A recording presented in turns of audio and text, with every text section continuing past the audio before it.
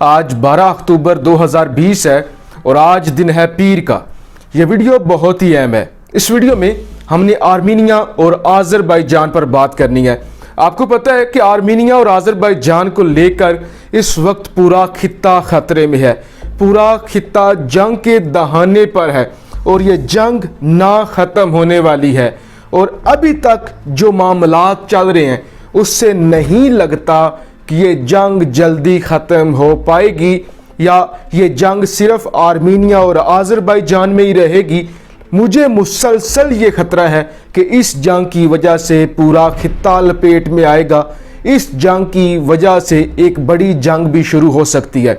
اس جنگ کو اب روکنے کی کوشش کی گئی، سیز فائر معاہدہ ہوا ماسکو میں روس کے اندر، لیکن میں نے آپ کو بتایا تھا کہ وہ بھی ناکام ہو چکا ہے۔ اب بی بی سی کی پہلی خبر ہے، بی بی سی یہ لکھتا ہے کہ آذربائیجان اور آرمینیا کو لے کر جو نئی رپورٹس آ رہی ہیں اس سے یہ لگتا ہے کہ یہ جو سیز فائر کی امیدیں تھی کہ سیز فائر معاہدہ ہو چکا ہے وہ بھی تباہ ہو چکی ہیں۔ شیلنگ شروع ہو چکی ہے، بلکہ مسلسل شیلنگ ہو رہی ہے اور کوئی بھی امید باقی نہیں ہے جس کی بنا پہ آپ کہہ سکیں کہ فلاں ملک آئے گا تو یہ جنگ رک جائے گی، بلکہ یہ جنگ خطرناک سے خطرناک ہوتی جا رہی ہے اور وقت کے ساتھ ساتھ اس میں نئے ملک بھی آتے جائیں گے۔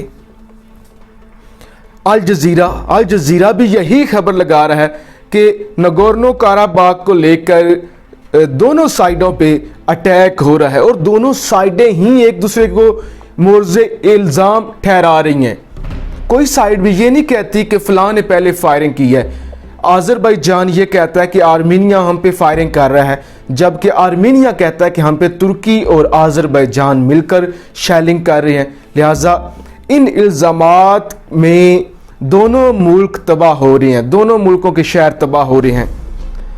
دا گارڈین کی خبر، دا گارڈین یہ کہتا ہے جو یورپی کنارے پر یہ جنگ چھڑی ہوئی آرمینیا اور آذربائیجان میں، اس کے پیچھے کون ہے؟ دا گارڈین لکھتا ہے اس کے پیچھے ترکی ہے، اس کے پیچھے روس ہے۔ وہ کہتے ہیں ترکی تو آذربائیجان کے ساتھ ہے، آذربائیجان کے ساتھ مل کر لڑ رہا ہے، لیکن ایسے میں جو روس ہے اس کے دونوں ملکوں کے ساتھ اچھے تعلقات ہیں۔ روس کے آذربائیجان کے ساتھ بھی اچھے تعلقات ہیں اور روس کے آرمینیا کے ساتھ بھی اچھے تعلقات ہیں۔ ایون میں نے آپ کو بتایا بھی تھا کہ روس کی جو بیسز ہیں وہ آرمینیا میں ہیں، لہٰذا وہ کہتے ہیں کہ روس دونوں کو اسلحہ بیچ رہا ہے، روس اس وقت دونوں کو اسلحہ بیچ رہا ہے، لہٰذا تو یہ نہیں چاہے گا روس ایک اہم ملک ہے جس کی وجہ سے یہ سب کچھ رک سکتا ہے، یہ جنگ رک سکتی ہے، کیونکہ دونوں ملک سوویت یونین کا حصہ رہے ہیں، لیکن وہ کہتے ہیں کہ روس تو دونوں ملکوں کو اسلحہ بیچ رہا ہے۔ اب جی فرانس 24 یہ کہتا ہے کہ جب یہ دونوں ملک ایک دوسرے کو الزام دے رہے ہیں کہ فلاں نے سیز فائر کی وائلیشن کی ہے، فلاں نے سیز فائر کی وائلیشن کی ہے، فلاں نے پہلے گولی چلائی ہے، ایسے میں جو سویلین ہیں، جو سویلین آبادی ہے وہ تباہ ہو رہی ہے، سویلینز مر رہے ہیں۔ نگورنو کاراباغ میں، آذربائیجان میں، آرمینیا میں جو اصل نقصان ہو رہا ہے وہ تو سویلین آبادی کا ہو رہا ہے، جو بے قصور ہیں، جو نہتے ہیں، جو اس جنگ میں پھنس چکے ہیں، ان کا نقصان ہو رہا ہے۔ یہ دونوں ملک تو ایک دوسرے کو الزام دے رہے ہیں کہ فلاں ہمیں مار رہا ہے، فلاں رکے گا تو ہم رکیں گے، ہمیں یہ ملے گا تو ہم پیچھے ہٹیں گے۔ پھر آرمینیا کہتا ہے کہ ہم نہیں دیں گے نگورنو کاراباغ، لیکن سویلینز مر رہے ہیں اس سارے معاملے میں۔ کہتے ہیں رشین میڈیا کی خبر ہے کہ 5 لوگ جو ہیں وہ ہلاک ہو چکے ہیں اور 28 سے زیادہ زخمی ہوئے ہیں گانجا میں۔ گانجا دوسرا بڑا شہر ہے آذربائیجان کا دوسرا بڑا شہر جس پہ مسلسل بم برسائے جا رہے ہیں آرمینیا کی جانب سے۔ آرمینیا مسلسل، میں نے آپ کو پہلے بھی بتایا تھا، جو زیادہ نشانہ بنا رہا ہے وہ گانجا کو بنا رہا ہے۔ گانجا میں 5 لوگ شہید ہو چکے ہیں جبکہ 28 سے زیادہ زخمی ہو چکے ہیں۔ یہ آذربائیجان کی جانب سے سرکاری طور پہ بتایا گیا ہے۔ جبکہ ڈان کی بھی یہی خبر ہے کہ آرمینیا اور آذربائیجان کے مابین سیز فائر کا معاہدہ चंद मिनट भी बरकरार न रह सका, चंद मिनट भी, 1 घंटा भी, बल्कि कहते हैं कि 5 मिनट के अंदर अंदर ही वो मुआहदा टूट गया और शेलिंग होना शुरू हो गई।